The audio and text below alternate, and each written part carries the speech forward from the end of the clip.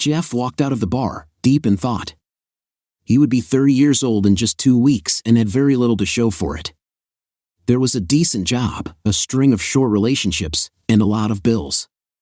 He never thought his life would turn out like this. He was smart, athletic, and well-educated. Although he wasn't every girl's dream, he was attractive by most standards and had his share of relationships with desirable women. Unfortunately, none of the relationships had lasted more than a few months.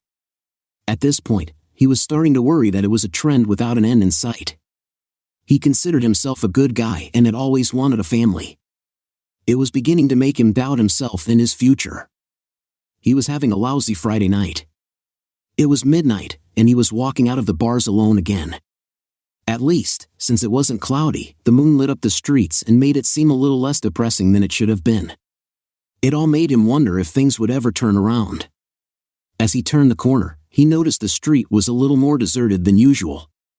He attributed it to everyone still being in the bars having a good time or on their way home to have a better one. As he walked past the alley on the east side of the intersection, a noise attracted Jeff's attention. He peered into the darkness between the two buildings, and his heart stopped. There was a young woman struggling with 2 men. They were dressed in jeans and torn shirts. Both wore the same color bandanas, making Jeff suspect they were in a gang. It would have been normal for the neighborhood. Crime was getting worse in that section of the city, and he wondered why the hell she was there alone at that time of night. He was quiet as he tried to decide what the situation was before doing something stupid. From her struggles, he was almost certain this wasn't some kind of game. After a few moments, his eyes adjusted, and he could see she was a petite brunette, about 5 feet tall, thin, and well-dressed. But what Jeff noticed most was that she was drop-dead gorgeous. Confident that this was a real attack, he pulled out his cell phone and stepped back away from the alley. 911, a woman's voice answered. Please state your emergency. I'm on the corner of Superior and Wabash. There's a woman being attacked in the alley by a couple of thugs. Please hurry. Sir, I have officers on the way. Please wait for them and don't get involved. A muffled scream put an end to that thought for Jeff. He cautiously glanced around the edge of the building and saw that the girl was being held from behind by one man as the other ripped her shirt. He reached a hand inside to grope her, and Jeff couldn't stop himself from walking toward them. He set the phone down on a garbage can so the operator might be able to hear some of what was happening. Hey, what's going on? He demanded. The man in front of the girl whirled around to face him. You need to mind your own business. We're all friends here. The girl moaned through the hand the punk in back had put over her mouth. Jeff quickly did the math on the situation. If neither man had a gun, he was confident he had a chance. The alley was wide enough for him to maneuver, giving him the room he'd need to deal with 2 men at once. He hoped for an element of surprise on his side because he didn't appear to be an imposing opponent. At under 6 feet tall and about 185 pounds, he wasn't going to frighten anyone based on his image. What they didn't know was the years of martial arts training he went through in his mid-20s and the tournament fights he participated in.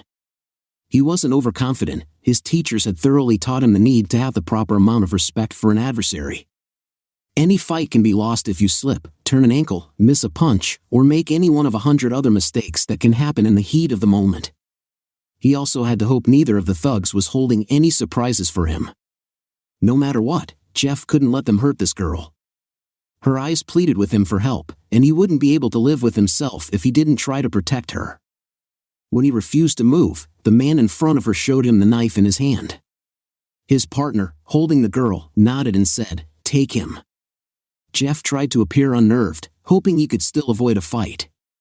"Listen, nobody has to get hurt here. Just let her go, and we'll head the other way." The man with the knife sneered and said, "Only one of us is going to get hurt. You should have kept walking." Jeff saw the man tense as he moved forward. He swung the knife in a wide arc, keeping it around chest level. Jeff smoothly stepped inside and blocked the thug's arm with both hands. His right hand flashed out quickly, catching the attacker in the cheek with the back of his fist. Jeff continued his movement, stepping under the man's arm, grabbing his wrist, and twisting it. The punk dropped the knife with a whine, and Jeff finished the move he had practiced thousands of times with a roundhouse kick to the ribs. As the man doubled over in pain, Jeff stepped in and finished him off with an elbow strike to the nose. He was rewarded with a loud cracking sound and a cry of pain as the man dropped to the ground. Jeff stepped back and looked at the man holding the girl. Now that he was closer, he could see her condition more clearly. She had been roughed up, with her face showing several cuts and scratches. He still hoped to get out of this without any more violence. It was possible the girl could get hurt in the melee or that he could lose, putting her in even more jeopardy than before. "I'm telling you, let her go and we'll walk away. You can get your friend and go your own way. Neither of us wants to get hurt, just let her go." Jeff considered mentioning the call to the police but worried that the thug might panic and hurt the girl or decide his only option was to take her hostage. The man looked like he was considering the offer but suddenly threw the girl into some garbage cans against the brick wall. She fell to the ground in a heap. The thug stepped quickly toward Jeff, hoping to catch him off guard. Jeff retreated a couple of steps, trying to assess the man's proficiency with a knife. The first one was sloppy and easy, but he wasn't about to make any assumptions. Jeff guessed the man was about 6 feet tall and 200 pounds. His height gave him a slight advantage, especially while using a knife. As he stepped forward, Jeff made a dangerous gamble. He quickly slid his back foot up to his front one, raising his knee high. The man fell for it and raised his hands to protect his face, putting too much weight on his front leg. Jeff brought his left leg down with all his force, catching the other man just on the inside of his knee. The joint gave way with a sickening thud, bending to an impossible angle as the man hit the ground with a scream. Jeff stepped back to avoid a frantic swing from the prone attacker. He was trying to decide what to do about the man who was still a potential threat when he heard a startled cry, "Look out!" He looked up and saw the girl staring past him with fear in her eyes. Realizing something bad was about to happen, he guessed the direction and spun quickly while stepping away. Unfortunately, he guessed wrong and felt an explosion across his chest. The pain hit him a fraction of a second later. He took another step back as he realized he was facing a new adversary, one who must have come from the street and was now wielding the knife the first man had dropped. Jeff was afraid to bring his hand to his chest. He knew the wound was bad and didn't want anything to distract him from the man in front of him. There couldn't be any more mistakes, or he knew he wouldn't be walking out of the alley again. The new man made small motions with the knife, waiting for Jeff to commit himself or for the loss of blood to take its toll. When Jeff felt a wave of dizziness hit him, he decided to act immediately. If he waited much longer, it wouldn't matter anyway. He stepped forward and threw a quick jab that missed badly. This gave his opponent an opening, and he moved in with a stab aimed at Jeff's chest. This was what Jeff had been hoping for. He twisted, bringing his left arm across to push the knife wide of its target, keeping his right arm free, and he brought it across, hitting the man as hard as he could across the bridge of the nose. It caused his assailant to stumble back into some other trash cans, where he fell hard. Unfortunately, due to his injury, Jeff now lacked the strength to cause the kind of damage he had earlier. He knew the man wouldn't stay down and didn't believe he'd be able to finish him off. "Where are the police?" he thought angrily. His momentary distraction was the second mistake he had hoped to avoid. Out of the corner of his eye, he saw a quick flash, then felt the side of his head erupt in pain. The force of the blow spun him into the wall. He shook his head, trying to clear the fog. When he looked up, he realized he could no longer focus. There were no more options, the fight was over, and he had lost. He faced the man who had just hit him, his first opponent, who had used Jeff's distraction with the others to recover enough to get to his feet and hit him with a pipe he found lying on the ground. The first punch he learned in his martial arts training was a unique one. The teacher wanted to reinforce how dangerous fighting could be in order to discourage students from being too eager to get into trouble. He chose to show them how to turn their hand at an angle and strike the target with the bone just below the base of the index finger. The blow was supposed to strike the opponent in the windpipe, which would stun virtually anyone. The seriousness of the lesson hit home when the instructor explained that hitting in the wrong spot could be fatal. A misplaced strike could collapse the windpipe or cause bleeding into the lungs. This lesson stayed with Jeff, making him avoid fights whenever possible. Now, it was all he had left. He stepped in and punched as hard as he could, ignoring the throbbing pain in his chest. Whether it was skill or just dumb luck, he struck the man exactly where he intended. He was rewarded with a strangled cry as the man stumbled back to the wall and collapsed. Jeff staggered as another wave of dizziness hit him, and he realized it was becoming impossible to focus his eyes. He heard a trash can clatter to the ground and knew that the man who had cut him was getting back up. There were no more tricks to play, so he quickly considered his final move. He decided to give the girl as much of a chance as possible. The police had to be close. He stumbled toward her and fell, pulling himself over her, shielding her with his body. "The police are on the way," he whispered. "You just have to stay safe for a few more minutes." He marveled at how hard he must have been hit. A loud ringing filled his head, rising in intensity, and he couldn't block out the noise as he slipped into unconsciousness. Suddenly, the alley was filled with blinding light, then everything went black. The noise became a soft, repetitive tone. Jeff slowly realized he was hearing the sounds of machines operating quietly. It was completely dark, and he wondered if he was still in the alley. Suddenly, he remembered the girl and tried to sit up, but he only managed to lift his head off the pillow before the pain overwhelmed him. He groaned loudly as his head fell back down. "Don't move," a soft female voice said, and he felt a warm hand gently restraining him. "Sarah, get the doctor. He's awake." Jeff heard footsteps followed by the sound of a door opening and closing. The voice returned, "Don't be afraid. You're in the hospital. Everything's okay now. You just need to relax. Your sister was here, but she had to leave to pick up her kids. She'll be back in a couple of hours." A wave of nausea swept over him as he tried to think. "Who are you?" he asked. The high-pitched voice answered, "My name is Paige. You saved me in the alley." He heard her sniff, trying to hold back tears. "I can't believe you did that. It was the bravest thing I've ever seen." Jeff felt a pair of soft hands grasp his. He tried to joke, "It wasn't that brave, trust me. I was scared out of my mind." He wondered why she didn't just turn on the light. He felt her pull his hand up to her face, and she brushed her cheek against it. "Trust me, you don't know what scared is. I don't know how to thank you. I'm just glad you're all right. When I saw all the blood, I was so afraid." Her voice trailed off. Jeff knew he had been extremely lucky. He was getting frustrated by only being able to hear her voice. He remembered how beautiful she was and wanted a chance to see her. "Paige, would you turn on the light? It would be nice to actually meet you face to face." She hesitated. "Jeff, the lights are on. We believe once the swelling goes down, your sight will return." "I'm sorry, but there are no guarantees."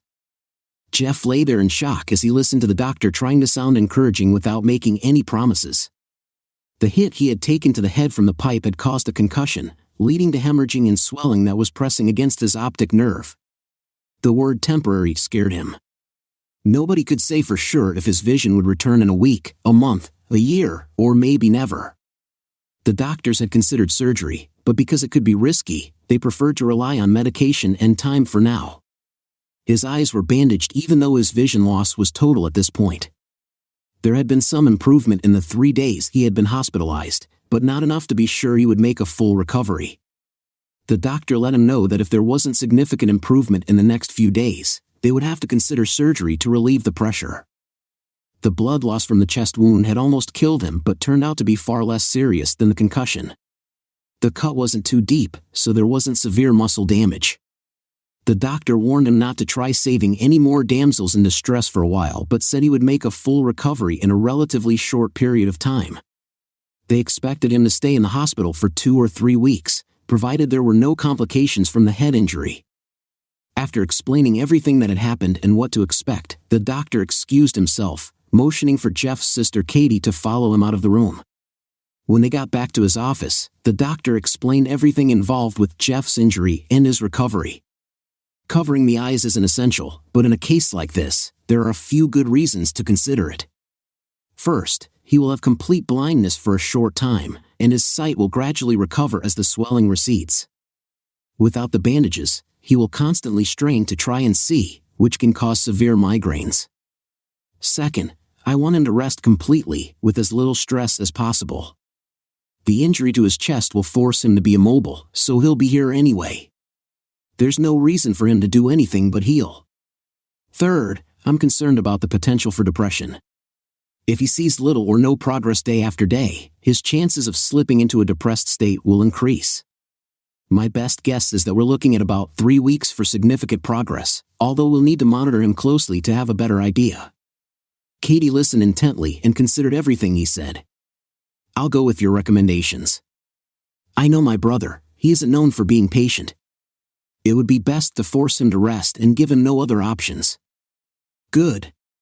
Then assuming we can treat this without surgery, we should know a lot more in a week or so.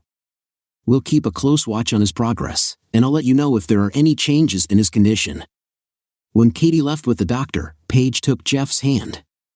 Your sister will be back in just a minute. Her voice became thick with emotion. I'm so sorry this has happened to you. It's all my fault. Jeff could hear her sobbing. Even though he felt overwhelmed by his situation, the thought of the beautiful young girl blaming herself for his condition was too much. Paige, please don't. If you start crying, then I'll start crying, and then the nurse will have to come change my bandages. He was rewarded with melodic laughter as she tried to stifle her tears. He also picked up a noise from the far side of the room. It distracted him for a moment, but he decided his mind was playing tricks on him. Jeff started to feel a little uncomfortable. Here he was, sitting with a young woman he didn't know, and he had no idea what to say to her. Can you tell me what happened after I passed out? Paige took a second to gather herself. While you were telling me the police were on the way, I started hearing the sirens. The guy who hurt you with the knife tried to run, but when he got to the end of the alley, the police cars pulled in front and hit their floodlights. He tried running past us toward the other end, but there was a fence he couldn't get over. You injured the other one's knee so badly he never got off the ground. He gave up without a fight. What about the third guy? Jeff asked, remembering the strike he used. The paramedics got there right after the police and did that thing where they cut open the throat so he could breathe. You mean a tracheotomy? Yeah, that's it. They said you collapsed his airway. I guess it was pretty close. Noting Jeff's troubled frown, she added, everyone knew it wasn't your fault. You just did what you had to. You were already hurt so badly. I can't believe you were able to do that to him. I wanted to help, but I just couldn't make myself get up. I am so sorry. Don't be sorry. There was nothing you could have done, and if you had gotten hurt, I would have felt like it was my fault for barging in there and starting the fight. I want you to know that when I saw what was happening, I called the cops and then thought about what I was going to do before trying to help. I don't want you to think I just ran in there like it was some cowboy movie. I knew it could be dangerous for you if I did the wrong thing, so I tried to come up with a smart way to handle it. When I saw them, he paused because he didn't want to upset her, getting more physical with you. I just couldn't wait anymore. Are you all right? Paige answered immediately. I had a few cuts and bruises, but it wasn't a big deal. It scared me a lot, but my family's been here since it happened. I'm just fine, thanks to you. She paused for a moment. Anyway, there was one cop who pulled you off of me when he saw how badly you were bleeding. He didn't hesitate. He dropped down beside you and put pressure on the cut to stop the bleeding and keep you alive. He refused to move until the paramedics got to you and took over. He stopped by several times, checking to see if you were going to be okay. She paused, unsure if she should tell him the rest. You know, you're famous now. Paige paused to see his confused expression. You've been in the papers, on the radio, and on TV. You're a hero. Jeff felt himself blush. Well, I don't feel like a hero. I feel like I got hit by a truck. I'm just glad you're okay. Jeff trailed off as the drugs pushed him back into unconsciousness. Paige sat there holding his hand for several minutes. When she was sure he was out, she leaned forward and kissed him on the cheek. My hero, she said quietly. She looked over at the far end of the room. Didn't I tell you he was perfect? Jeff felt himself coming around again. He had drifted in and out of consciousness all day. The drugs were wearing off a little, and he could feel his chest throbbing. He moaned and tried to move to alleviate the pain. Are you all right? He heard Paige ask. Do you want me to call the nurse? I'm just a little sore. Don't worry about it. What time is it? It's about 6 o'clock in the evening, a male voice answered. Jeff was starting to realize how frustrating his situation was. He didn't recognize the voice and had no idea there was even anyone else in the room. Who said that? Paige answered Jeff. This is my dad, Stephen. He felt someone take his hand. There are no words to tell you how grateful I am. You saved my little girl from something terrible. Anything you ever need is taken care of. All you have to do is ask. Jeff found that his condition caused him to put more stock in the way people sounded. He decided he liked this man immediately. He had a softness to his voice that showed his emotion, but there was a subtle strength to it as well. Jeff thought about what it would feel like to have the girl you raised from a baby come that close to something tragic. It must have been incredibly difficult and probably made him feel helpless as well. In an odd way, Jeff decided they had something in common. You don't owe me anything, sir. I couldn't have lived with myself if I didn't do something. I'm just glad she's all right. I'm glad as well. He could almost hear the smile of pride as the man spoke. You know, the nurses have been complaining to me since you came in here. She won't stay in her room, and they have to threaten her to leave yours. She still has a room? Paige told me she was fine. Is everything all right? Well, she broke her wrist and has some nasty bruises, but otherwise she's okay. They told her she could go home, but I think she's staying so they have a harder time keeping her out of here. He smiled at his daughter as he teased her. Dad, come on, she complained. Jeff, don't listen to him. I'm fine. I had to stay here for observation, and I'd go crazy sitting by myself in my room. I'd just come in here and read. That way, if you need anything, someone will be here. It's the least I can do. He started to get dizzy from the exertion of talking. It annoyed him that something so simple could wear him out. Guys, can we talk later? I'm feeling a little woozy. Steve and Paige left him alone as he let himself drift off again. Despite these nice people being so helpful, he couldn't shake the dark mood that seemed to be growing. You mean you don't want us to see him? Paige fumed. Dr. Walcott, that's just not acceptable. No, that's not what I'm saying, he tried to assure her. In cases where someone undergoes a severe trauma like the fight, it's common for them to be overwhelmed by the attention people shower on them. Since Jeff is dealing with the loss of one of his senses, it makes him especially susceptible. We don't think it's permanent, he said, then waved his hand, trying to cut off Paige's protest. But nobody can promise him anything. It's very difficult for him to deal with, and he might feel like the attention is something that could be taken away. It's also possible he might feel like being alone sometimes. In a way, he feels responsible for you, and it would be very stressful for him to have to ask you to leave and risk hurting you. I know Katie's time is limited because of her family, so someone other than Paige should make themselves available. We have a fine staff to take care of him, but if someone is going to be a full-time caretaker, it should be only one person. He needs someone he can identify with. They would also need to not be easily offended when he's honest about his feelings. My biggest concern is still him drifting into a depression, so I'd like there to be someone he can talk to or just sit with when he doesn't feel like talking. But we need to keep that attention somewhat limited to avoid making him defensive. They all sat for a minute, trying to decide the best way to handle things. Finally, the young blonde woman in the back stood up. All right, that's going to be me. Dr. Walcott couldn't stop himself from smiling. He hoped she would volunteer. He had been very fond of her since he met her almost 8 years ago. Her charity work at the hospital proved she had the ideal temperament and sense of responsibility to handle the situation. More than that, helping someone like Jeff might be just what she needed too. Jeff stirred, trying to rouse himself.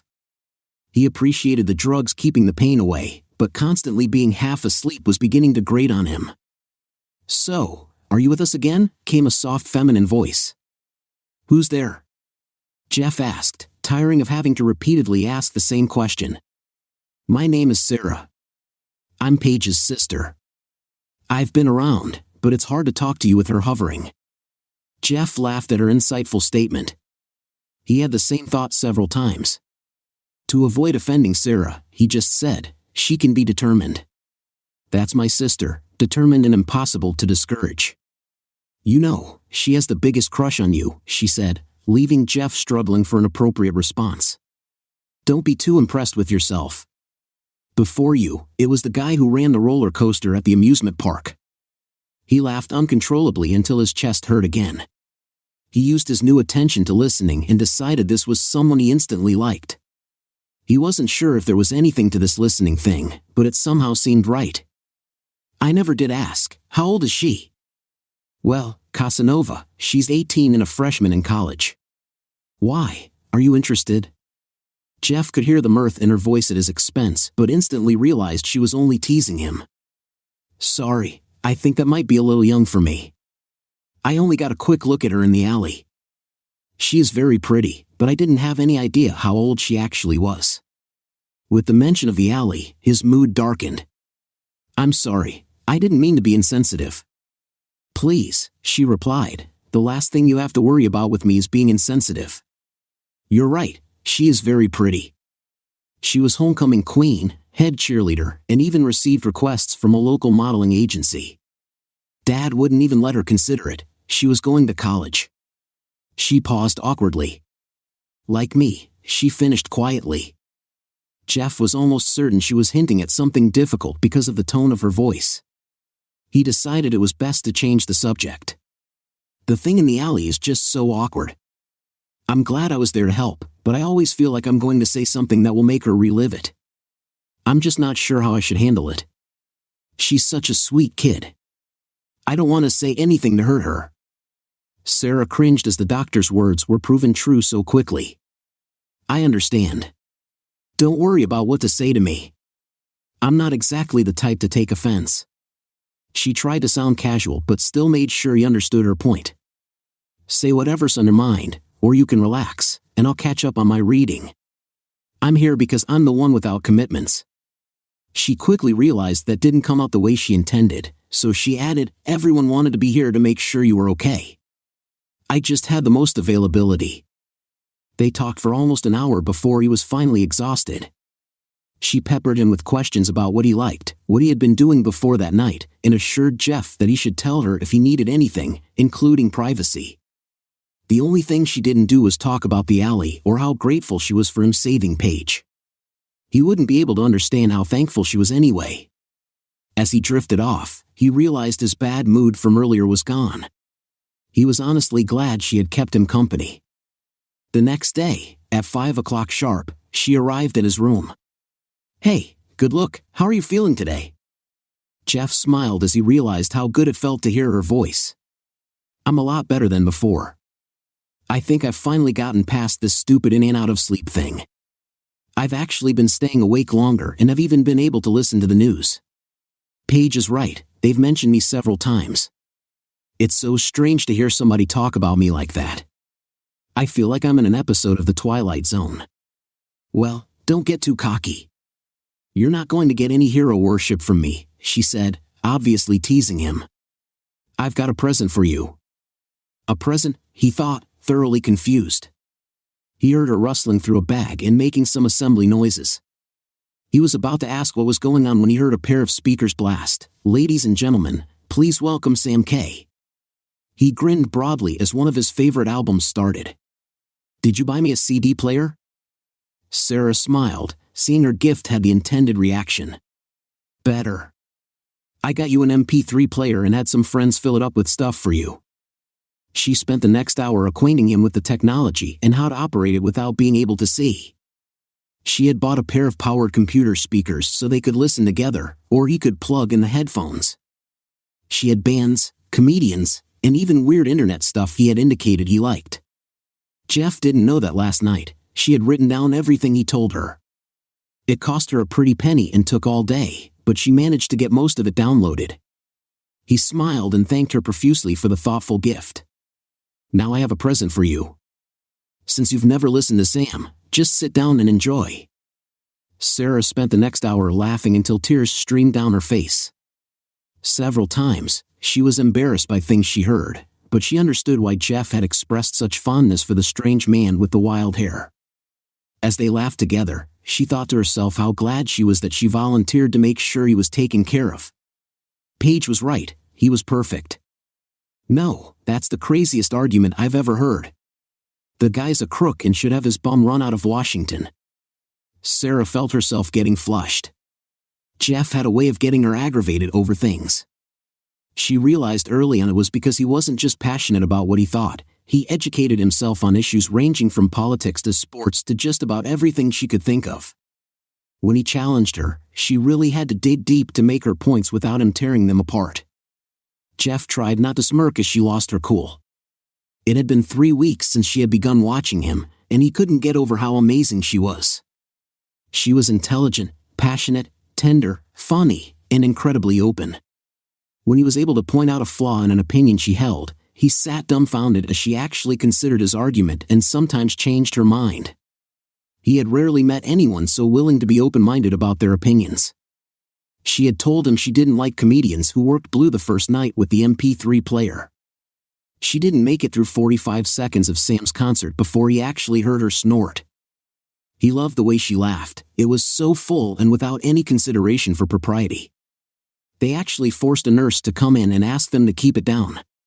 Now, they were having another political debate. He was an independent, uninterested in the politics of an issue but focused solely on what he considered the truth. She was a confirmed Democrat who found it hard to believe that someone could make her rethink positions she'd held for years. To Jeff, the best part about their debates was how heated they could be without any hint of acrimony. When they finished a discussion, she'd probably tell him he was awesome, and then they'd check out a new comedian or movie. He knew they'd laugh and joke until it was time for her to leave. Then, he'd have to go to sleep without her. He hadn't told her how hard it was for him when she left. It had only been a few weeks, and he warned himself it was at least partially because of his condition, but he was hopelessly infatuated. He didn't say anything because he didn't want to scare her off. She was like his lifeline to the world. He could be in a bad mood, and she'd listen patiently. If he was happy, they'd laugh and debate politics. If there was a game on, she'd watch while he listened, often with her cheers drowning out his. Most of all, when she wanted to talk, he was thrilled to listen. He wanted to know every detail about her. She was fascinating. The only time he hit a wall was when he talked about her past. He suspected she had been divorced. There was a point in the past she'd talk about, but not a day further. Jeff wouldn't push her because he didn't want to force her to relive something painful. He didn't want to think about such a truly good-hearted person having to deal with hardship. He had never felt this way about anyone and had been trying to figure out a way to ask if she was interested in more. It was difficult because he knew if she said no, it would make things so awkward he might lose what he had with her. On the other hand, if he didn't say anything, he might lose her because she didn't know he cared. The bandages were supposed to come off in a few more days, and the doctors thought he'd be leaving, one way or another, within a week. Once he was out, he was afraid she might drift away. Jeff didn't want to use his situation to make her feel sorry for him, but he also realized that she had committed to visiting him every day while he was there, and he might never have that chance again. Suddenly, he realized she had been talking to him, but he hadn't heard a word. "Hello, is there anybody in there? I said if you could actually take a stand on principle, maybe you'd see why you were wrong." Sarah's smile faded as she noticed something wasn't right. She never got the impression he wasn't listening. He was the most attentive person she'd ever talked to. True, part of it was his status as a captive audience, but Jeff was completely genuine. She didn't doubt he would be the same anywhere. "Sarah, I really like you. Once I'm out of here, could I take you out?" Jeff held his breath. He couldn't believe he actually said that out loud. He hadn't meant to, it just tumbled out, and now it was too late to take it back. There was a painful silence. In reality, it wasn't long, but to him, it felt like hours. "Jeff, I'm sorry," she began. He didn't even hear the rest. There was a pounding in his head as he realized he had just ruined everything. He was so embarrassed, he misread her. Since losing his sight, he found that he was really good at picking up on people's intentions and thought he knew Sarah's. "Now what do I do?" he thought helplessly. "Jeff, please understand, I really like you, but it's just not possible." Sarah was on the verge of tears. She had been dreading this for over a week. She could tell how strongly Jeff felt for her, but it was nothing compared to the way she felt. The question was how to let him down easily. He couldn't know why she wouldn't date him. She couldn't force herself to have that discussion. She just hoped they'd make it through him getting out of the hospital. Now she knew that wasn't a possibility. "Look, Sarah, I shouldn't have put you in that position. I'm sorry.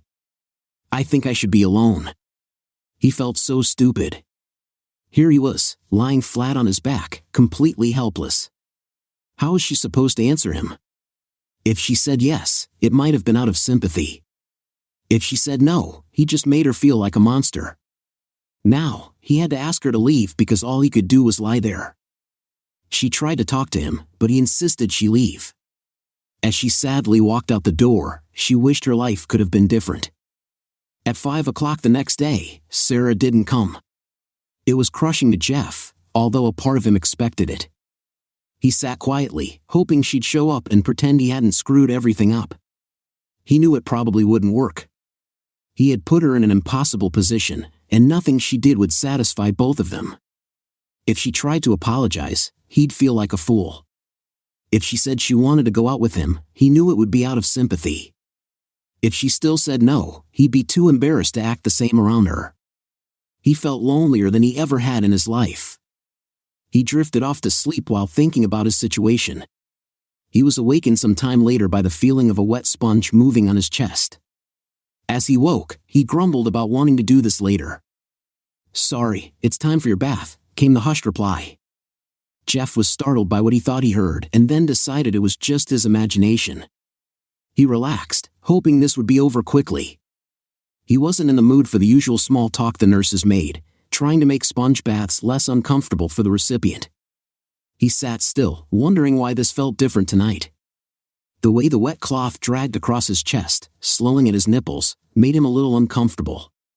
Whether it was intentional or not, he was getting turned on. He had been lying there for more than 3 weeks without any chance for a normal sexual release. As he felt the soft cloth slide down his stomach, he was getting uncomfortably hard. It wasn't the first time he'd had this problem. He tried to joke, "Sorry, I think I've been here alone a little too long." The nurse just shushed him and continued her work. She seemed to be dwelling on more sensitive spots of his body than normal, and the whole thing was definitely moving slower. He was really getting agitated about his condition but tried to relax and focus on something else. That changed when he felt her slip his covers lower and run the fabric slowly down. He knew this was completely inappropriate. "Listen, I'm sorry, but just be quiet and let me enjoy myself," he heard Sarah scold. Jeff tried to push himself up. "Sarah!" She pushed firmly against his shoulder so he would lay back down. "Listen, buddy, I had to bribe the nurse to let me give you your bath, so I want my money's worth, all right?" He felt a flood of emotions after believing he had ruined everything. There was no way for him to process what was happening. He wanted her so badly, but this sudden turnaround was stunning. He couldn't imagine what could have happened to trigger this. Sarah was trapped in her own emotional confusion. She never intended it to go this far. She wanted to tease him a little and then apologize for the way she acted yesterday. It was supposed to be a little joke. As she ran the rag across the scar on his chest, she couldn't help but think about how he got it and the irony of her losing control over someone like Jeff, something she never expected to happen. There was something about him that she couldn't shake, something she thought she'd never feel again. The more she tried to keep her feelings in check, the more out of control she felt. The simple act of touching him stirred up emotions inside her that she wasn't prepared to handle. She watched with a sort of detached fascination as the damp cloth left a glistening trail across his muscles, moving it down from his chest to his stomach. When she reached his waist, she noticed his reaction, something that was hard to ignore under the flimsy hospital garment. Then she did something completely out of character, something she would have thought impossible before tonight. On impulse, she found herself moving the cloth lower, using her free hand to gently adjust his gown and blanket so she could continue touching him. The fabric grazed his skin along with the tips of her fingers.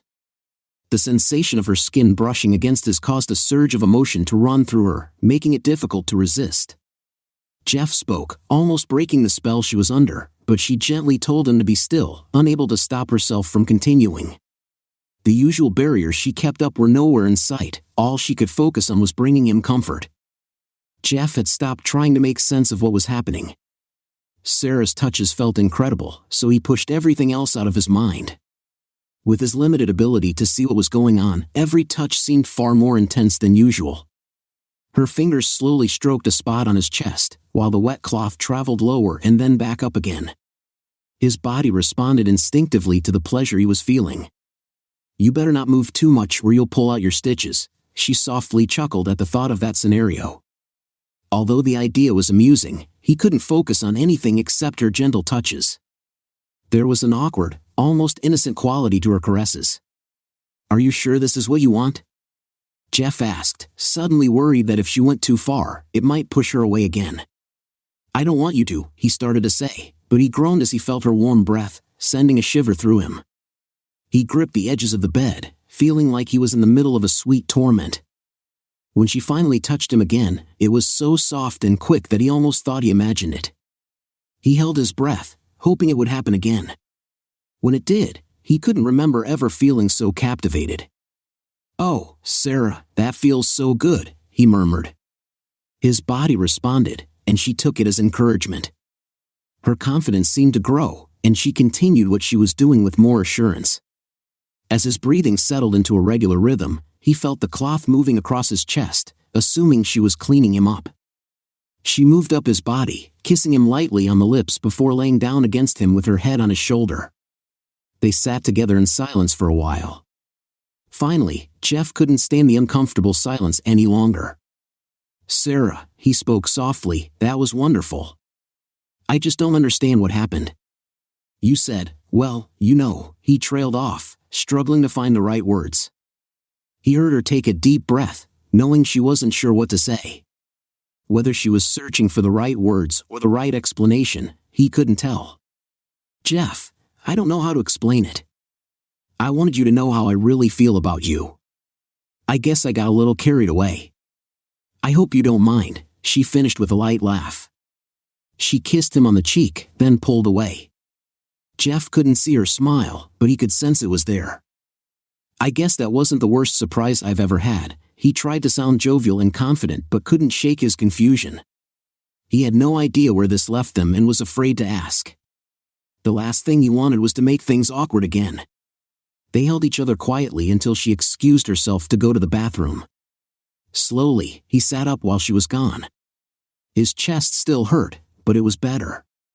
He leaned back and relaxed, trying to figure out his next move.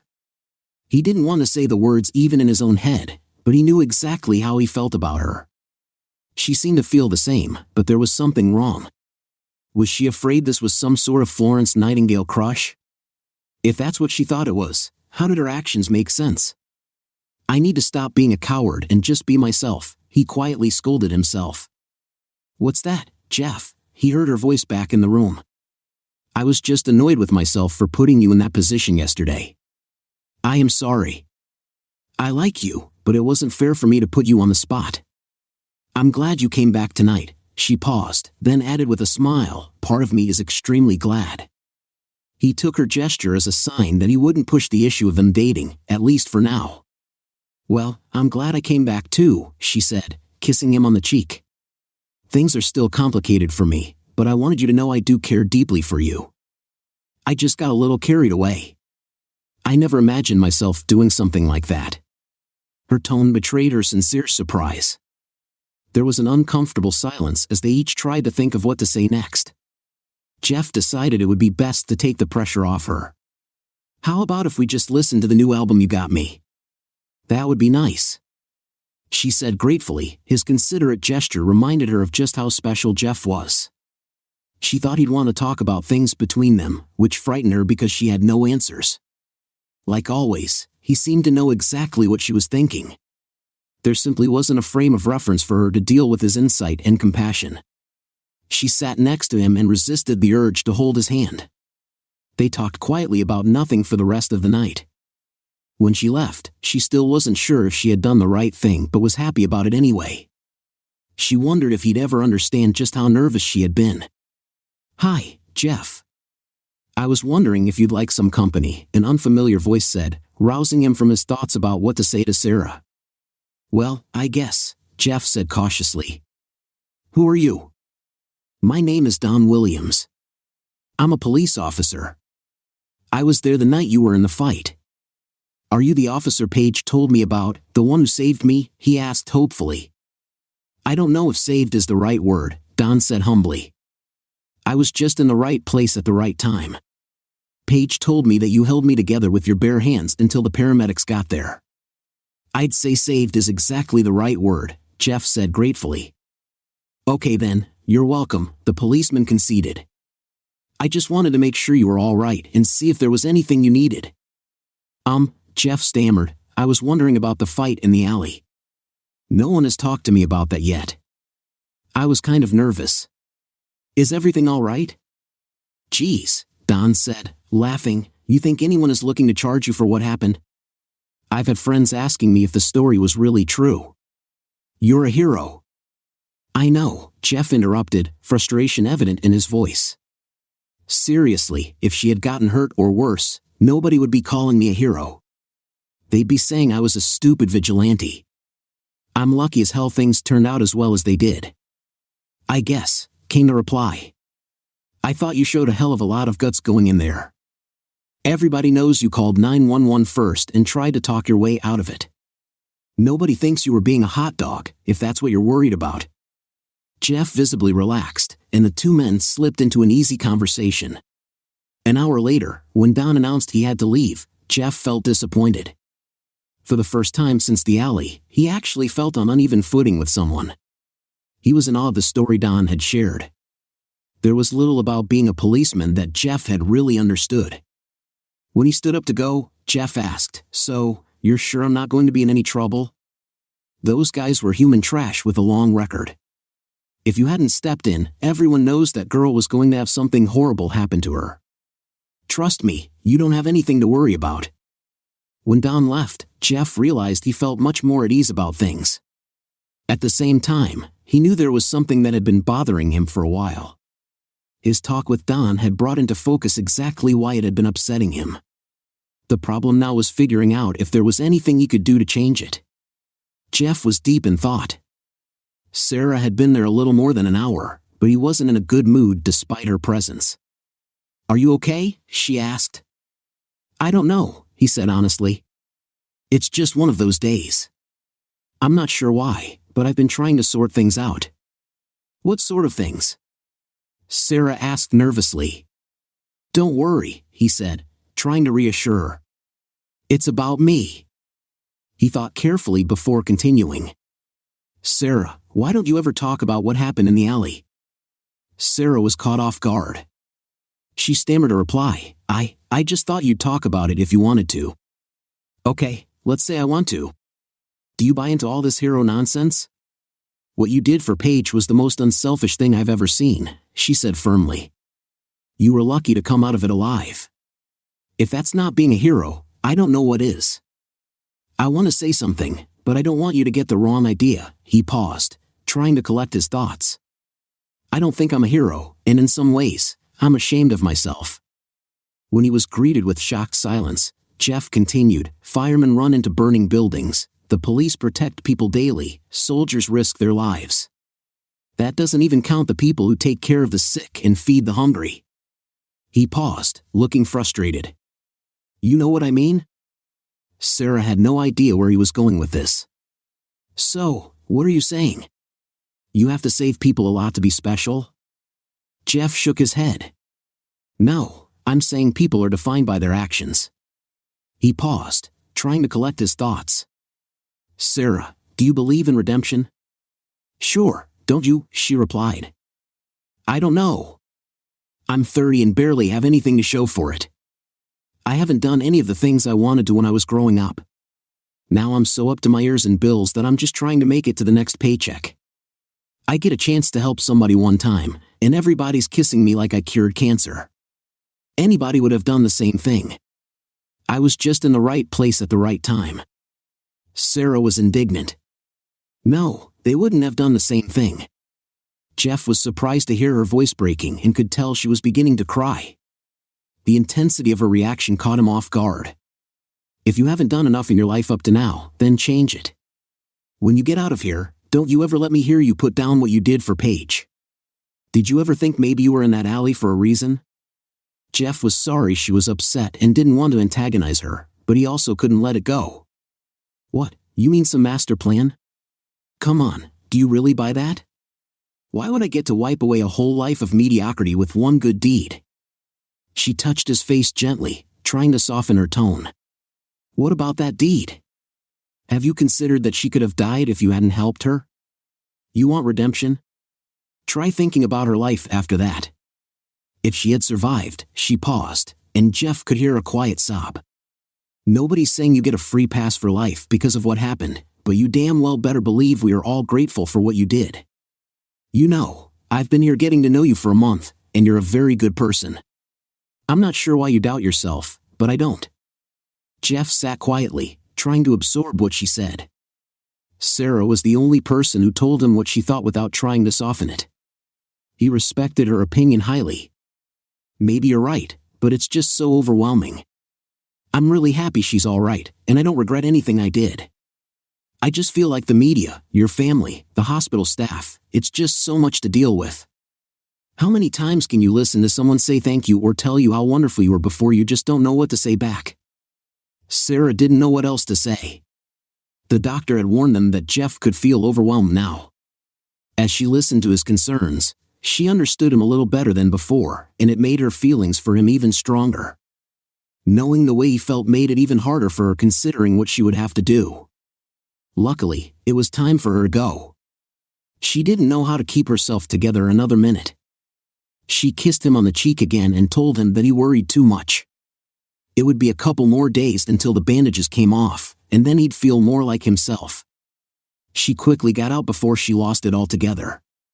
The next night, Jeff waited impatiently for 5 o'clock. He wanted to apologize for his sour mood the previous day. An unexpected voice startled him.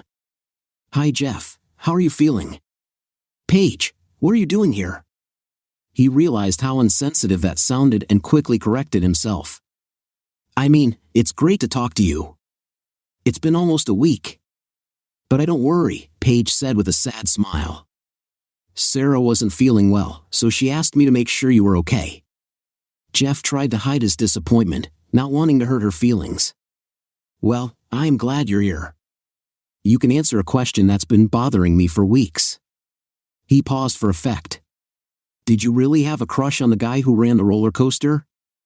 He heard her outraged laugh and felt her punch him in the leg. They hung out together for the rest of the night. Jeff remembered Sarah's take on his situation and let Paige spoil him. He could tell it made her feel good, and there was no reason for him to feel bad about enjoying her attention. He really did adore her, she was a sweet kid. He thought about Sarah's comment regarding what Paige's life would have been like if he hadn't been there and shuddered. He couldn't imagine someone like her having to deal with that kind of pain. At the end of the evening, Paige got ready to leave. Jeff didn't want to put her in the middle of anything but had a bad feeling. Paige, are you all going to be here tomorrow when they take the bandages off? She understood precisely what he was asking and tried to sound hopeful. If I can help it, everyone is going to be here. She felt terrible for not telling him more but was afraid if she interfered, it would make everything worse. Sarah was so stubborn. All right, Jeff. I don't want you to get too excited one way or another. The tests show that most of the affected area has healed, which is very encouraging, but it's possible you'll have limited vision or might not be able to focus correctly for some time. It doesn't mean anything, this is just the first part of the healing process. Jeff indicated he was ready and felt the doctor proceeding. He kept his eyes closed and felt the bandages being removed. When the doctor told him to open his eyes, he did so cautiously. At first, the light was so bright he couldn't focus at all. There was a stab of fear, but he held it together, remembering the doctor's warning. Soon, his eyes adjusted, and he tentatively looked around the room. It was a little fuzzy, but he saw his sister, the doctor, and Paige, who looked even more beautiful than he remembered from his quick glance in the alley. Wow, the young woman said nervously. Sarah wasn't kidding. You really are beautiful. Paige gave an excited squeal and threw herself into his arms, crying freely.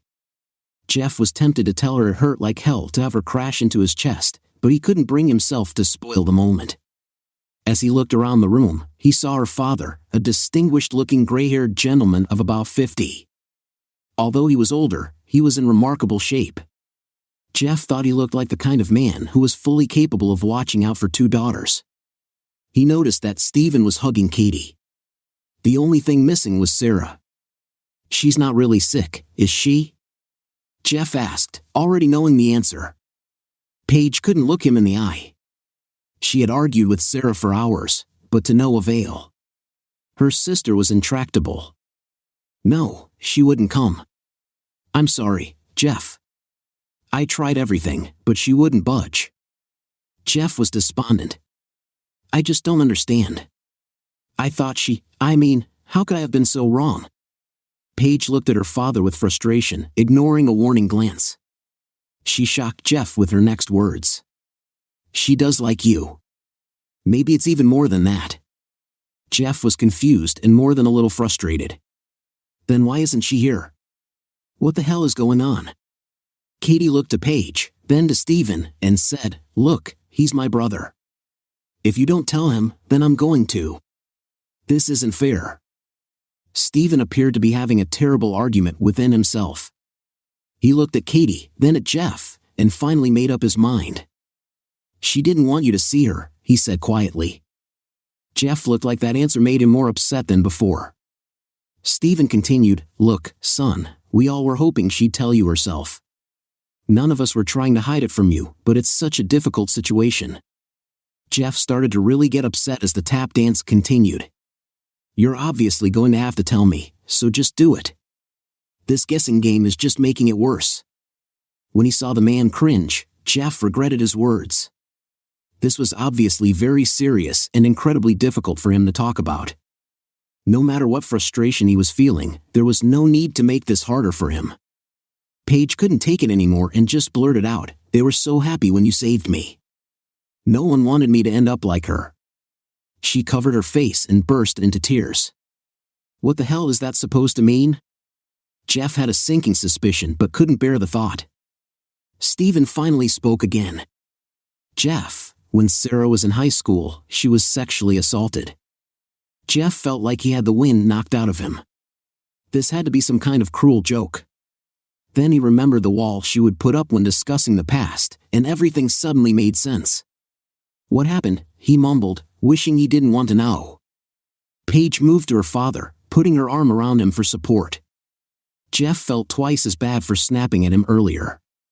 A father having to explain something like this must be horrible beyond words.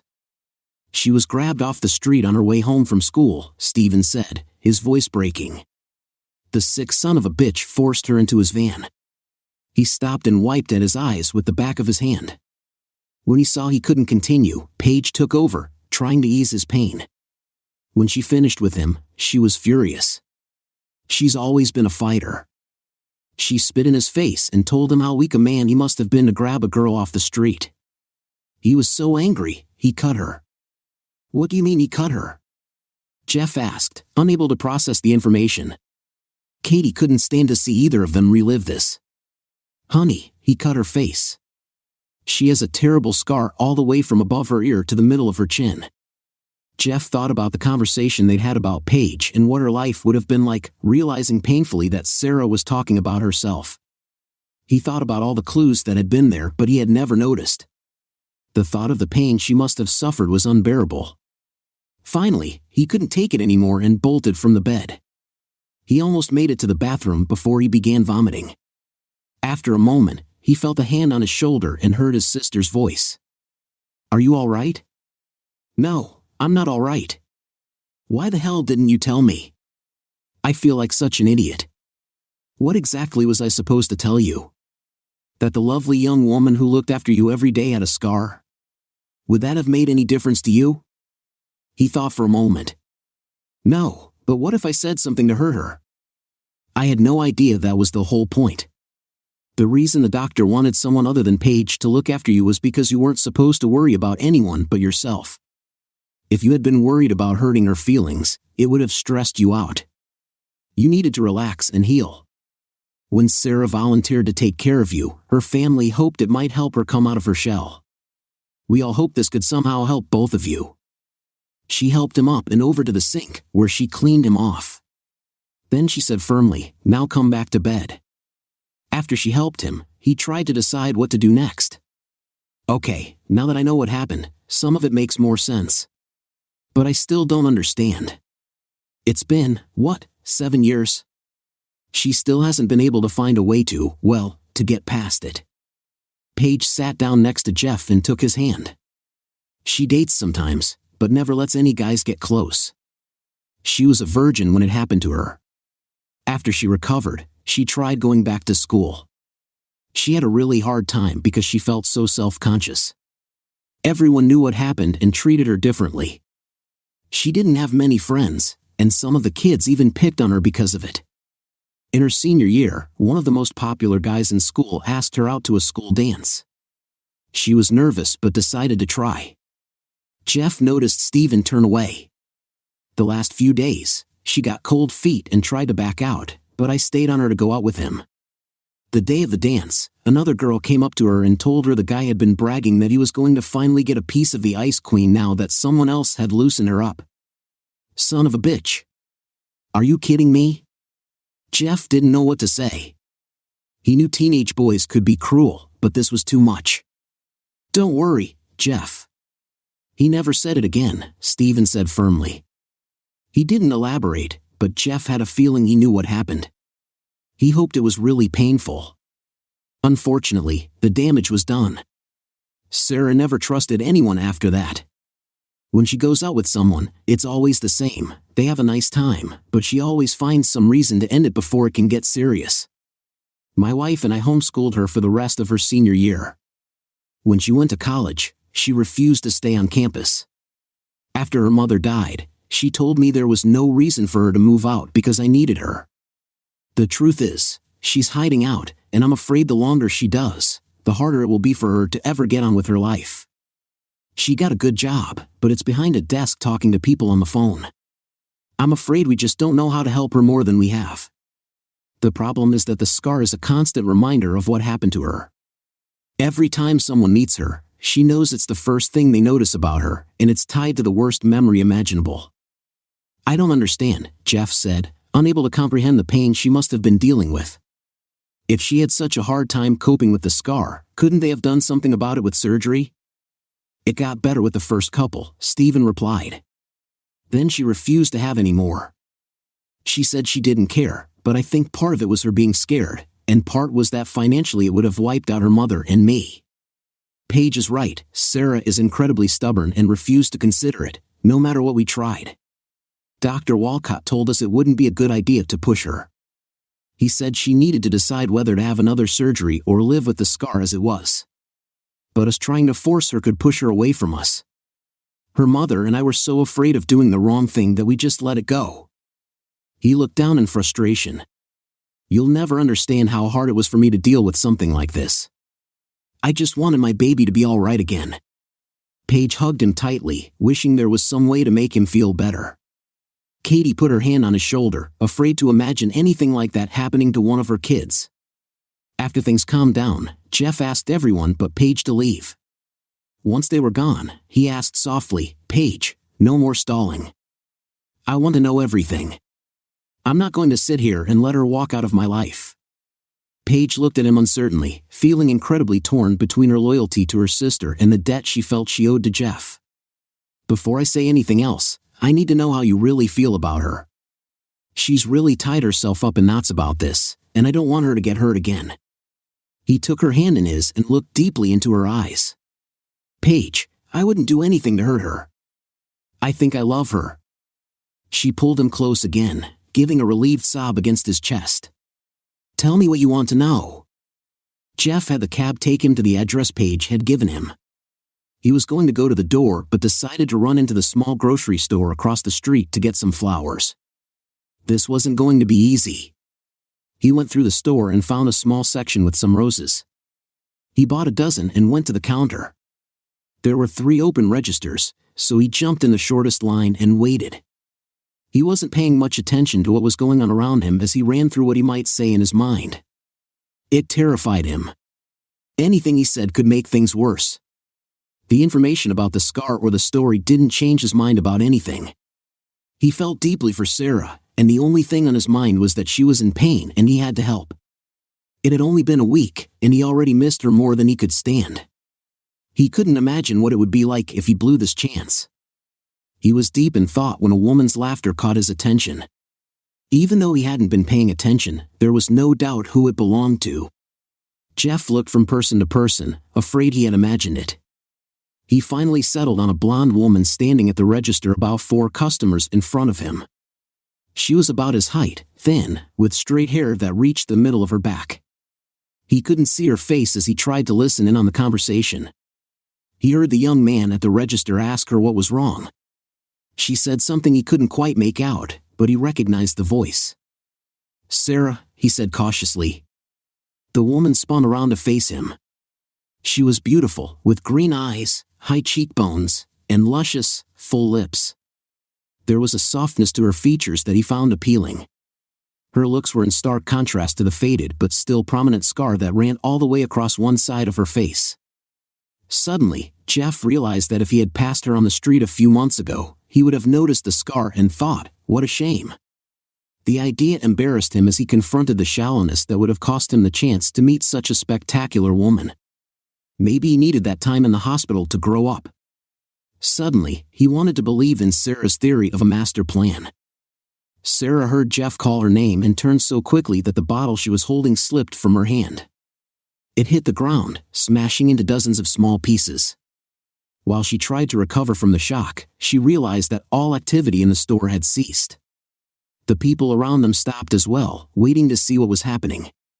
The young man at the register saw her reaction intensify, ready to step in if this was unwanted attention. Jeff pushed past the other people in line and gently grabbed her by the shoulders. He studied every detail of the face he had waited weeks to see. There was a tear falling down her cheek, and he couldn't stop himself from wiping it away. He pulled her close slowly, afraid he might frighten her away. When she didn't resist, he closed his eyes as their lips met. She tilted her head back, and her hand involuntarily moved behind his shoulder.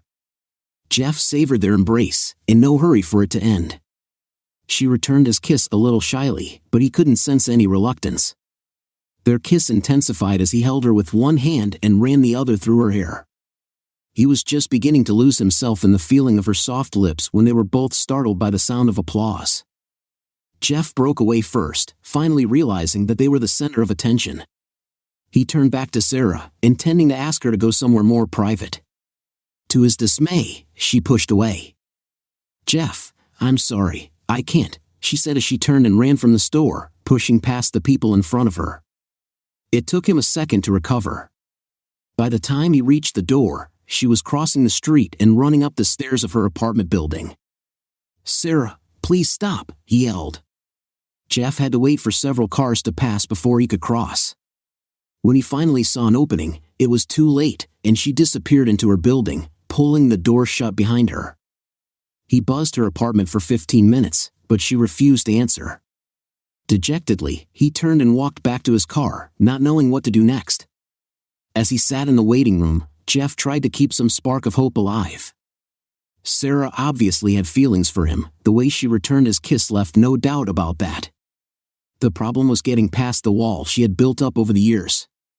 She had evidently made up her mind that she would be better off without him, or maybe she thought he would be better off without her. Either way, he resolved not to give up without a fight. A pleasant-looking young woman sitting behind a desk caught his attention. "Dr. Walcott will see you now." Jeff walked through the door, and the doctor rose to greet him.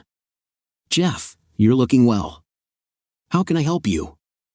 "Paige told me to talk to you," Jeff said. "She said you helped Sarah through her recovery and have stayed close with her over the years." The doctor frowned. "Jeff, I can't talk to you about what I discussed with a patient. You understand that, right?" Jeff met the doctor's gaze firmly.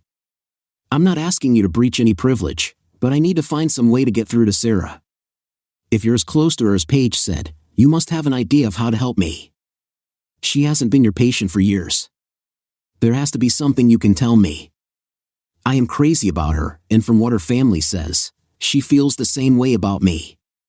She just won't give me the chance to get close to her." Dr. Walcott sat quietly, trying to choose his words carefully. Well, I can talk to you in general about the way trauma victims feel. The victim of a sexual assault can have a wide variety of reactions. Some become insatiable with their desires, trying to fill a void in their emotions with the act of sex. Some even crave degrading acts because they feel unworthy of anything better. Some. He paused, looking directly at Jeff to indicate his meaning without saying it aloud. Retreat into themselves. They are afraid of being rejected to the point of making themselves miserable rather than risk being hurt. Some part of their behavior can be attributed to the guilt they feel. Guilt? Jeff asked uncertainly. How could she? They feel guilty about something they couldn't control. Control is a matter of perspective, son. In some victims' minds, they continue to question if they made all the right choices. If they had done something differently, could they have avoided what happened? Everyone in their life is exposed to their trauma, so sometimes they feel like they're responsible for everyone's pain. This is incredibly difficult to cope with, and it's why therapy can be so important. In Sarah's case, she has a permanent reminder of the event because of her scar. Every time she meets someone new, she knows the first thing they notice is tied to the most traumatic event of her life. To be honest, I think she uses it as an excuse to keep men at a distance. She hates it, but it's also part of her defenses. Okay, Jeff responded. So that explains why she hasn't dated much. But what about me? She already knows I care about her and that she cares about me. What happened to her doesn't change the way I feel about her. I already know the real Sarah, and she's wonderful. The doctor nodded his agreement. She is a remarkable young woman, but in a way, you are more of a threat to her than anyone. He paused as Jeff shot him a confused look. She knows you had feelings for her before you found out about her past. Now that you know, I'm sure she's afraid you might reject her. She's probably also worried about you being too nice to walk away, even though you might want to. I wouldn't be surprised at all if she has talked herself into believing that your pursuit is based on pity, which would be even more devastating to her. So let me get this straight, Jeff said, starting to get angry. If I blow her off, it's because I'm a jerk. If I try to get her to see me, it's because I'm still a jerk but don't want to look like a bad guy. How the hell do I deal with that exactly? Dr. Walcott answered cryptically, how do you deal with that? Great, now you sound like a shrink, Jeff answered, clearly frustrated. Jeff, I can't tell you any magic words to make things better. If I knew them, I would have used them with her 7 years ago. She is such a special young woman that it kills me not to be able to help her. I watch her every week, wondering if there is something I could think of. With a swift movement, Jeff's head jerked up to look at the doctor. What do you mean, every week? This time it was the doctor's turn to look confused. She volunteers here every Monday and Friday in the children's ward. She has for years. I would have thought her family would have told you that. He was surprised when Jeff abruptly rose and headed for the door. Sorry, Doc, I've got to go. Sarah walked into the hospital, lost in her thoughts. It was her first time back since her last night with Jeff. She had missed 3 of her volunteer dates in a row and wasn't going to miss another, no matter what. Some days, it felt like the kids were a reason for getting out of bed. People often complimented her on how caring she was for spending time with sick children. The truth was, her time with the kids did as much for her as it did for them. She had taken 2 days off work after her encounter with Jeff. It was so unsettling that she had no idea how to begin dealing with it. Part of her wished he had never come looking for her because of all the emotions it had stirred up. Another part of her wished he hadn't left. She sat by the window of her apartment for hours, hoping he'd come back and wondering if she could have forced herself to talk to him. Jeff was a very good man. It was incredibly unfair to him, and she knew it. How could he have any idea what she wanted when she didn't know herself? Paige had tried to help, but Sarah had been angry with her sister for interfering and let her know it. She knew Jeff would find out her secrets eventually, but Paige had related the details from last Tuesday's conversation. Her sister had given up far too much information and then tried to defend it by telling Sarah how much Jeff cared. It doesn't matter, it's my life, not yours, she had said heatedly. Although Paige had called every day, Sarah refused to talk to her. She loved her sister and knew Paige meant well, but this wasn't the kind of situation that called for an 18-year-old who thought she knew everything. As she walked down the hallway, Sarah thought again about what her younger sister had been through and what could have happened. She shook her head as she approached the door. "I've got to call her tonight and apologize," she thought. "She loves me and is just trying to do what she thinks is right." Sarah even flirted with the idea of calling Jeff to apologize but couldn't imagine what she could say. As she entered the rec room, she knew immediately something was going on. The kids were standing around with conspiratorial looks on their faces. She put it out of her mind as several of the younger ones ran up to her. "Sarah," cried Jessie, a little girl who was her favorite. She had been injured in a fire and, even after several skin grafts, still had terrible scars. Jessie's mom had told Sarah how much her visits had meant because the little girl identified with the caring woman who had her own scar. She hugged Jessie and gave her a kiss on the forehead. "How are you, little angel?" "Good," said the 7-year-old. "I missed you. Where have you been?" "I'm so sorry I missed the last few visits. I wasn't feeling very well. I'm better now, so I promise I won't miss any more, all right?" Jessie smiled and said mischievously, "Okay, but you owe me a promise." Sarah looked at her with an amused expression. "Okay, Jessie, I owe you a promise. Anything you want." "Yes, I promise." "Promise anything you ask me," she said, laughing at Jessie's persistence. She expected to be making a trip to the cafeteria for a candy bar any second now. "Well," said the child shyly, "one of the boys here likes you." Sarah looked around the room quickly, noticing flowers on one of the tables. "He was scared to tell you, so he bought you flowers and asked me to do it because we're friends. He wants a kiss from you and wants to tell you something. Remember, you promised." Sarah was on the verge of laughing over the precocious child's demands. She tried to keep a straight face, not wanting to hurt any of the boys' feelings. The oldest child in the room looked to be 11 or 12. It would be terrible to make any of them feel like she was making fun of them. "Yes, Jessie, I promise I'll give him a kiss for the nice flowers, and I'll talk to him." "So, who is it?" she asked, still looking around the room. Jessie smiled wide and pointed behind Sarah. "It's him," she yelled, jumping up and down, excited to have succeeded in her mission. Sarah turned and felt her knees go weak as she saw Jeff standing with a bouquet of her favorite roses. "Hi, Sarah. How about that kiss?" he said as all the kids began cheering. She blushed, looking around in embarrassment. She saw Jessie smiling with glee and knew she had no way out. Sarah watched motionless as Jeff walked up to her. "You tricked me," she hissed. "You didn't give me any choice. Now, are you going to let the kids down, or are you going to kiss me?" She leaned forward to give him a peck on the lips, but he caught her and pulled her against him. He kept his lips pressed against hers, tilting his head so he could kiss her more deeply. She felt herself losing control again, just like at the grocery store, when the loud cheer of the children broke them out of their moment. "That was nice," Jeff said in awe. "Yes," Sarah replied, still struggling to hold her emotions in check. "That just leaves the talk. We can talk later. Right now, I have a lot of troublemakers to thank," he said, turning away from her to give Jessie a hug and a kiss on the cheek.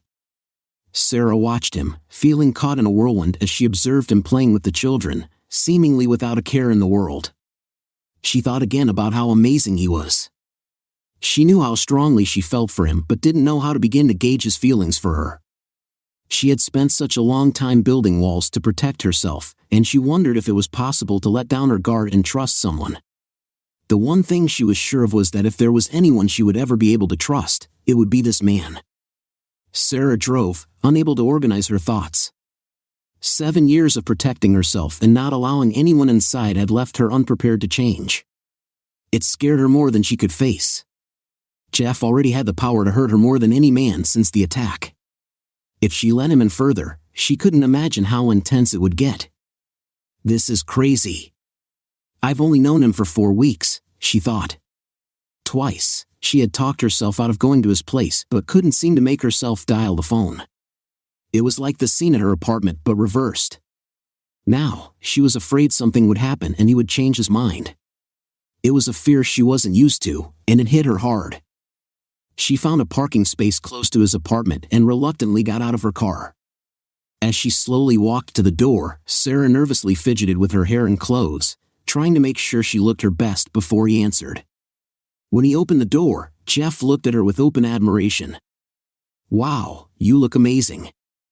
Sarah felt embarrassed but accepted the compliment. Jeff asked her to come inside and offered her a seat on the couch.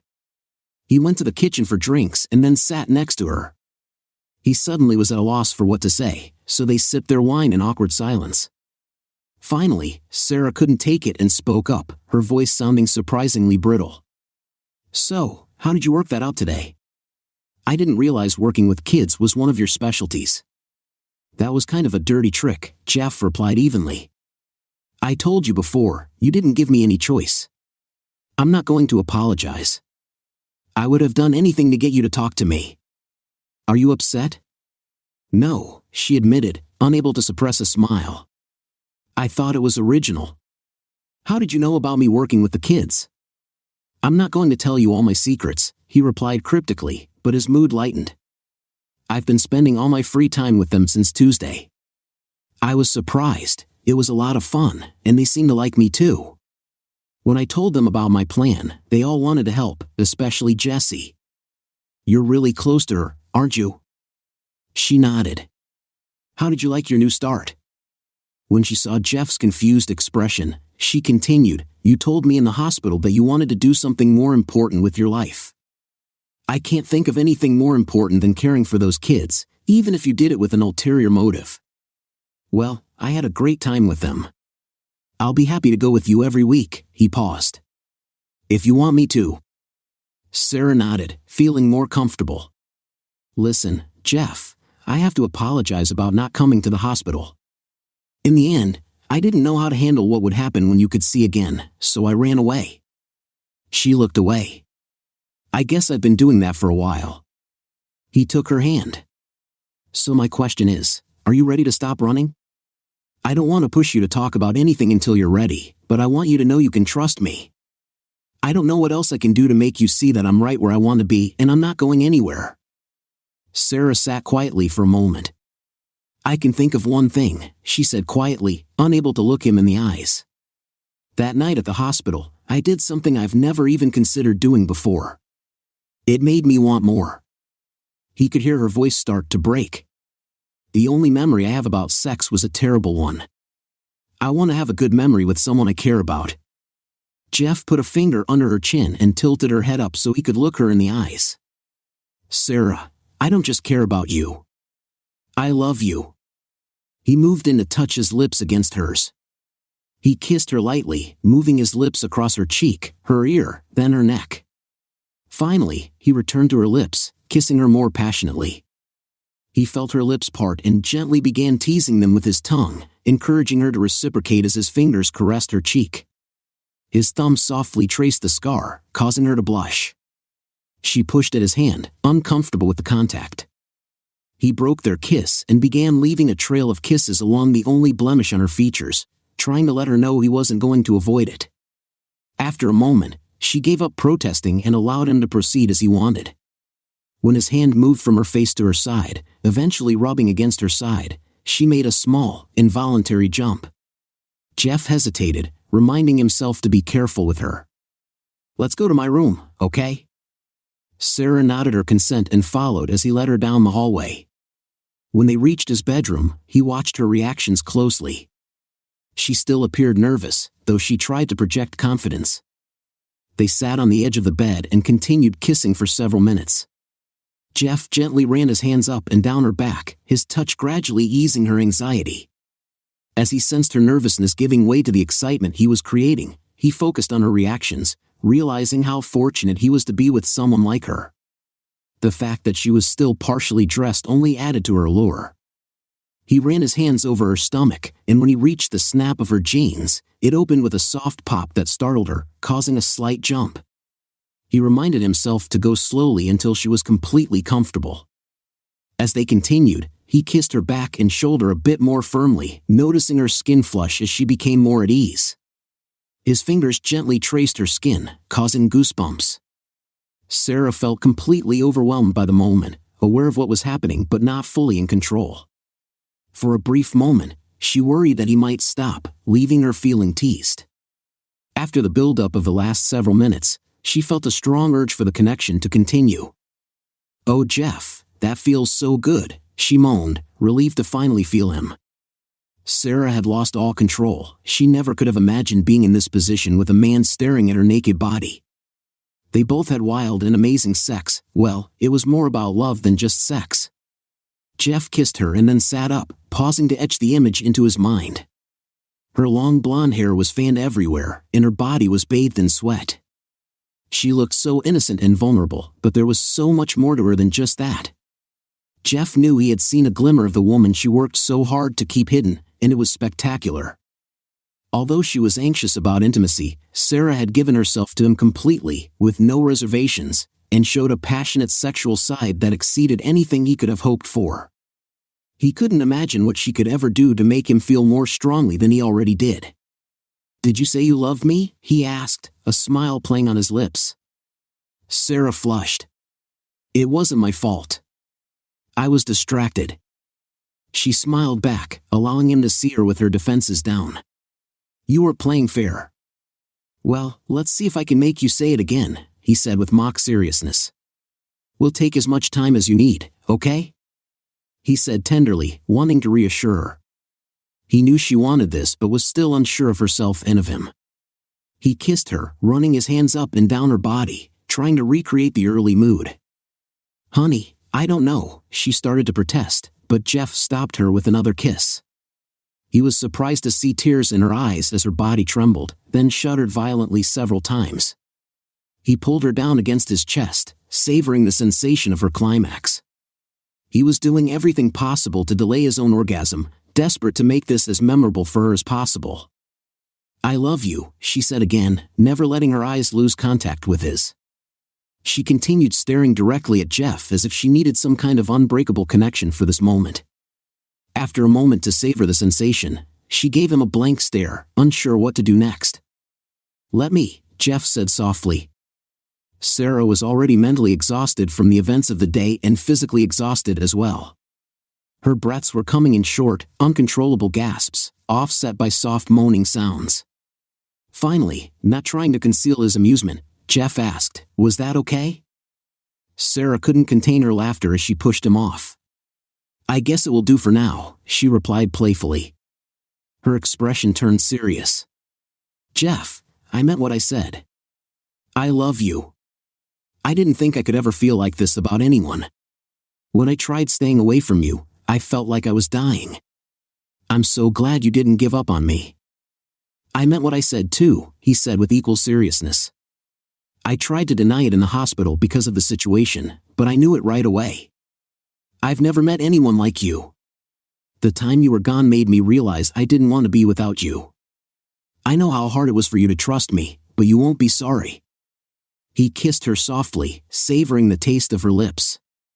They held each other for a long time, almost drifting off to sleep, when they were startled by the sound of his phone. A quick check of the caller ID showed that it was Paige's cell phone.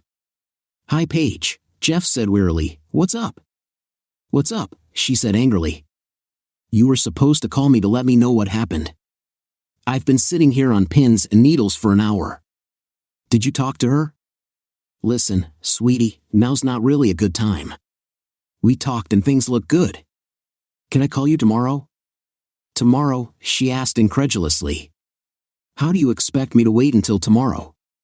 Please, Jeff, you have to tell me something. Is she okay?" Sarah's head was on Jeff's chest, allowing her to listen in on the conversation. She heard her little sister's barrage of questions.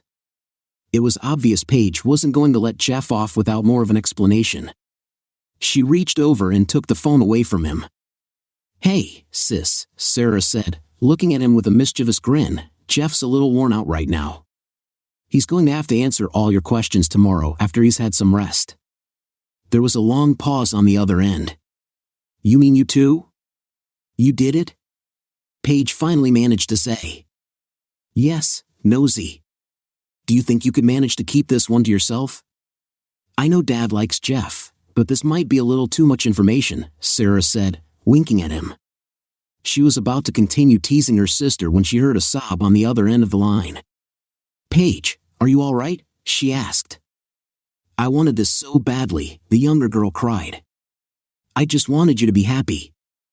I told you he was the right guy for you. Oh, sweetheart, Sarah said, suddenly ashamed of herself. I'm sorry I yelled at you last week. I understand you were just trying to help. If you hadn't butted in, I might not be here right now. Thank you. Come over here tomorrow morning, and we'll tell you everything, all right? Besides, I owe you a giant hug, little sister. Jeff put his arm around Sarah's shoulder when he saw tears in her eyes. He took the phone away from her. Paige, now you've made your sister cry. I'm going to have to figure out some way to distract her, he said, flashing Sarah a playful grin. I think we'll tell you the rest when you get here in the morning. Then maybe we'll all go out with your dad for dinner and figure out what to tell him. He smiled, picturing the uncomfortable conversation, but one he believed would make Stephen very happy. He watched Sarah close her eyes as his soft touches started another wave of sensations. He turned his attention back to the phone. Paige, not too early, okay?